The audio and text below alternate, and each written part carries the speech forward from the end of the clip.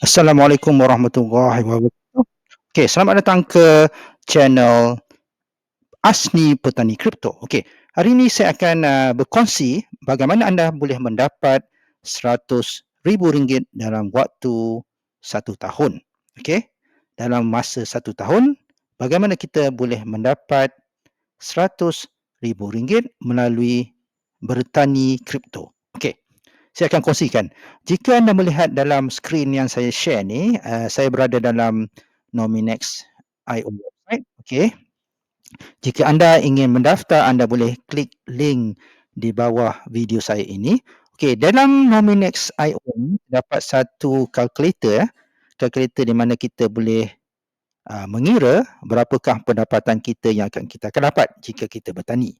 Okey, ia adalah berdasarkan kepada APR. Sekarang current APR pada 21 hari bulan 6, 2022 adalah sebanyak 69.57%. Okey, ataupun annual percentage rate adalah 69.57%. Okey, ia adalah agak tinggi berbanding dengan institusi yang lain. Okey. Sebagai contoh, kita ingin invest RM100,000. Okey, ataupun kita ingin menukar simpanan kita ke dalam crypto farming atau menanam ke dalam crypto farming sebanyak RM100,000. Okey, bagaimana ya? Okey, kalau kita melihat dalam suatu jadual untuk sebuah bank yang terkemuka. Okey, dia dapat memberikan pinjaman sebanyak contohnya RM100,000. Okey, selama 10 tahun kita perlu membayar sebanyak RM1,145 dan sen 95. Okey, kita ingat RM1,145. RM100,000. Okey, dipinjam selama 10 tahun personal loan, sebulan kena bayar RM1,145 dan 95 sen. Okey. Okey, sekarang kita kena convert USD kepada Malaysian Ringgit. Okey, contohnya kalau kita tengok RM100,000, okey, RM100,000 sekarang adalah bernilai 22,441.95 USD. Okey, $22,441 USD. Okey.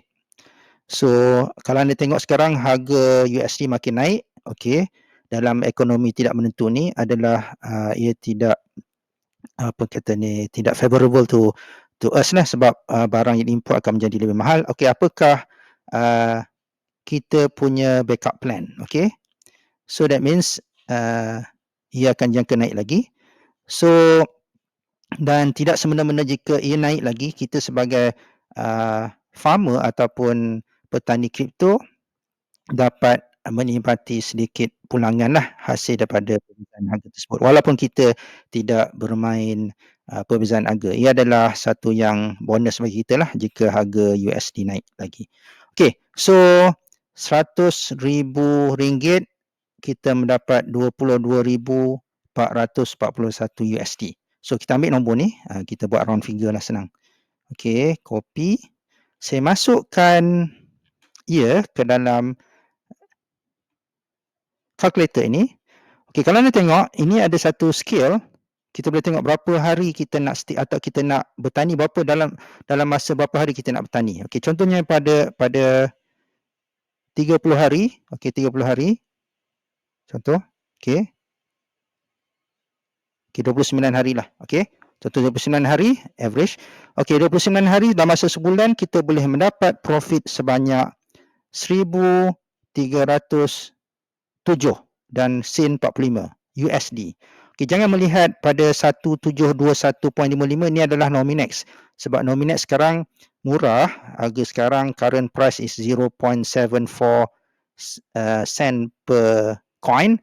So kita jangan melihat pada nilai Nominex ni, tapi kita melihat pada berapakah nilai ia dalam USD. Okey, selama sebulan jika kita invest ataupun kita tanam, okey, sebanyak 22,441 ataupun RM100,000, ataupun $22,441, kita mendapat sebulan sebanyak 1,307.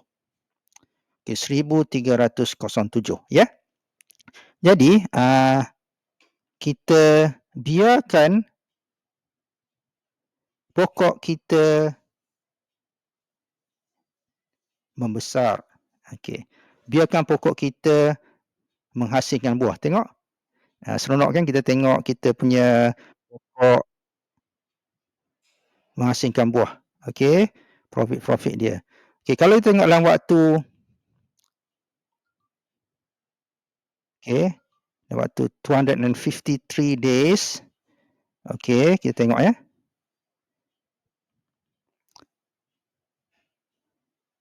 Okey, okey. Dalam waktu 316 days, 318 days, kita boleh dapat 22,581. Okey, lebih apa ni, kita dah, orang kata, dah pulang modal dah. Itu sebab kita pinjam sebanyak $22,441, tapi pada 318 kita mendapat $22,581. Okey, tak apa, kita sebagai to be on the safe side, kita slide dia selama setahun, kita simpan, kita tanam pokok tu selama setahun. Okey. Jadi selama setahun kita boleh mendapat $27,381, lebih kurang dalam $5,000 lebih daripada apa yang kita pinjam. Okey. So, dengan kata lain, jika kita meminjam dalam RM100,000, kita boleh settle dah kita punya payment ataupun pinjaman tu dalam masa setahun aja. So, dia punya disiplinnya adalah, jika kita dapat untung dalam sebulan tu, terus dia bayar. Okey, dalam setahun kita boleh settlekan semua.